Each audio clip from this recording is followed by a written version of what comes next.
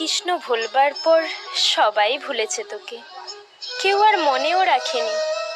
গোঠে মাঠে বাতে ধবলি চড়াই রায়, তোমার প্রেমের কি বা জানি।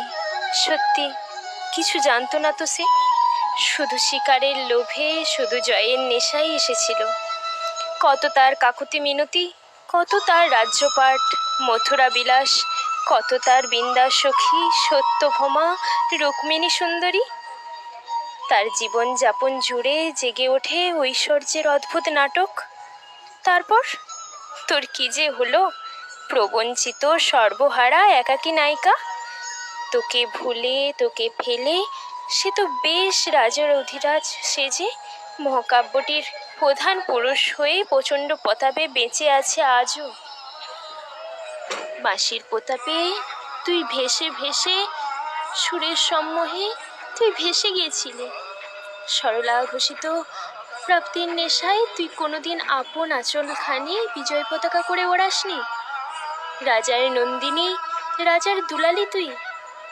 তোর কোনো রাজ্যপাট নেই, শুধু কানু, ভুল কানু, ভুল নায়কের জন্য তোর সত্য কান্না। সত্যকার চূড়ান্ত আবেগ রয়ে গেছে আজও। তোকে আর কেউ খুঁজে পায়নি রাধিকা। তোর জন্য কষ্ট হয়, তোর জন্য মায়া হয়, তোর ওপর ক্রোধ হয় খুব।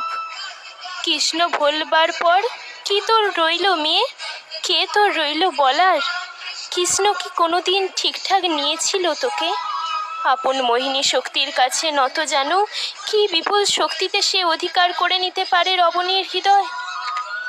এই সত্য জেনে নিতে সে এসেছিল তোর কাছে, আর তুই বোকা মেয়ে তাকে জীবনের শ্রেষ্ঠ পাওয়া মনে করে ঘর ছেড়ে বর ছেড়ে ভেসেছিলি পথে পথে, পথেও বিপথে।